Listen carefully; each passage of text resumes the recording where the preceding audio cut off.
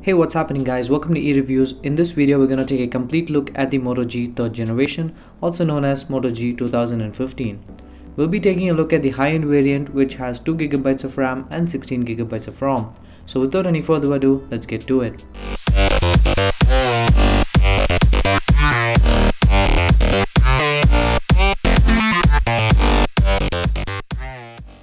So the Moto G series has been sort of a savior for Motorola, and they have paid their respects.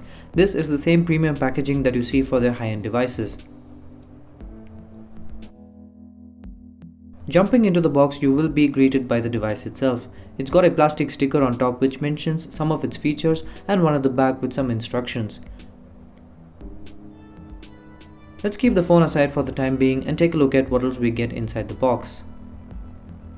It's good to see that Motorola has provided a headset along with the accessories, but the excitement ends there. The plastic quality is pretty cheap and flimsy, and I don't really see people using this as their primary headset. Next up, you get the micro USB to USB cable, which is of standard quality. It could have been longer though.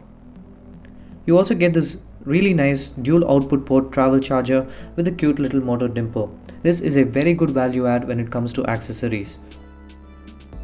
You also get a bunch of documentation which will vary depending on your location. Alright, so let's get back to the phone, peel off the protective layer and talk a bit about the design and build quality. Up front, you have the 5MP auto HDR camera along with the earpiece. Yep, no dual speakers this time around. Below that, you have the 5-inch HD display with a pixel resolution of 720p. This roughly translates up to 294 pixels per inch. Well, this might not be the biggest numbers in the price range, but this is definitely one of the crispiest 720p displays out there. Color reproduction, viewing angles and outdoor visibility is great on this display. Moving over to the right side of the device, you'll find the standard G series button placement with the power button texture this time around. The buttons are solid and provide great tactile feedback. There's absolutely nothing on the left side of the device. Moving on to the top, you have the secondary noise cancellation microphone along with the standard 3.5mm audio jack. At the bottom, you have the micro USB data syncing and charging port with a hatch to open the back cover. Well, according to me, the best things about this iteration of Moto G is at the back. You get a 13MP autofocus camera with dual tone LED flash. You get this metallic accent which houses all these along with the motor dimple which we have all come to love. You get this textured rubber bag which can be easily removed and be replaced with any color of your choice. If you're in India, you have just two options, the black one and the white one. But if you're from the United States, you have Moto Maker at your service. You can choose from a wide range of colors, not just for the back cover but also for the metallic accent.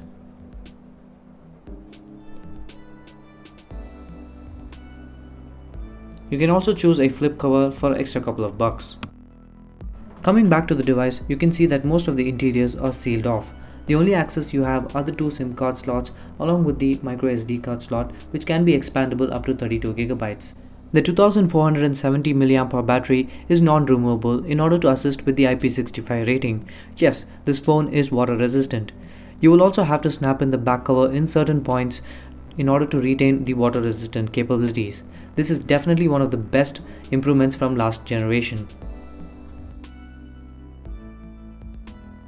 Alright, so coming to the verdict on build quality, thanks to the textured rubber bag and the curvy ergonomics of the phone, you get ample lot of grip and comfort of use. Given the fact that it's waterproof, the device scores an impressive 8 out of 10 when it comes to build quality. Moving on to an important topic which is performance, the device is powered by the quad-core Snapdragon 410 processor which is clocked at 1.4 GHz. This is coupled with 2GB of RAM and 16GB of ROM. The graphic end of things is powered by the Adreno 306 GPU. When it comes to benchmarks, the phone does not fare well with its competitors such as the Lenovo K3 Note, the Mi 4i or the Mi 4 itself. But benchmarks don't determine everything about the device, right? Yes, at least in this case. The device handles day-to-day activities with little to no effort. Opening applications, running through them and coming back to the home screen is buttery smooth. And thanks to the 2GB of RAM, opening multiple applications and jumping between them has never been more seamless. Coming to gaming end of things, the device handles 2D and arcade games such as Riptide GP2, NFS Most Wanted and Subway Surfers to near perfection. There were no frame drops or lags, and even the front-facing speaker is plenty loud and assists with the overall gaming experience. Moving on to games that require greater graphics rendering and register multiple inputs at the same time, we started off with FIFA 15. The device handled it flawlessly. It's safe to say that this device handles most of the specs-hungry games pretty impressively, except for the ones that are as high as Nova 3. Sometimes there was just too much lag that left the game unplayable.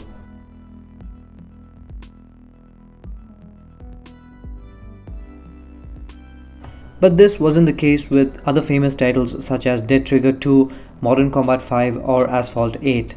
The graphics rendering was good and the screen registered inputs correctly. The only drawback when it comes to gaming is the 720p display. The gaming experience is not as immersive as you would find on a 1080p. But considering the overall experience, this is a good gaming device and you would definitely not be disappointed. All this great performance, despite the old hardware, is thanks to the optimized near-stock Android version. You get absolutely no bloatware except for the good stuff that Moto Assist has to offer. Alright, now coming to the best part about this iteration of the Moto G, the 13 megapixel autofocus camera with f/2.0 aperture. This camera is also capable of shooting 1080p videos. Images taken in broad daylight turned out to be very impressive, color contrast, amount of exposure and details turned out to be spot on. And thanks to the f/2.0 aperture, you get a good amount of light into the sensor and you have a good amount of depth of field as the result. But it turned out to be a different story when it came to low light conditions. The pictures turned out to be very blurry and noisy. But nothing to worry, the dual tone LED flash did come in handy and bump up the quality quite a bit. According to me, the 13 megapixel camera is capable of much more quality and detail, but the camera application is kind of restricting it in more than one ways. It's safe to say that it's too simplistic for its own bad. As you can see, the only options you have for video recording is the normal 1080p or a slow motion 720p. The same is applied for images as well. The only manual control you have over the camera is tap to focus and amount of exposure. So I would definitely recommend using a third-party application that gives you more control over the camera. Alright, so coming to the verdict on performance, the device scores an impressive score of 8 out of 10 again. Therefore, the Moto G 3rd generation scores an overall score of 16 out of 20. This is definitely an above par score for a device that's priced at 13,000 rupees. Of course, you do have high-performing competitors such as Asus Zenfone 2, Xiaomi Mi 4i, or the Mi 4 itself being available around 13,000 rupees. But the Moto G 3rd generation seems to hold its own good, being less powerful and running on older hardware. So if you're someone who's looking for a well-built device that would get you through the day and a stellar software performance, then the Moto G 3rd generation should be your topmost option.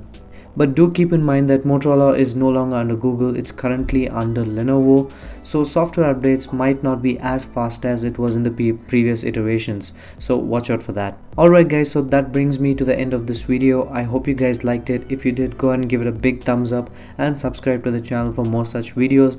Also like us on Google Plus and Facebook for some good tech information and fun giveaways.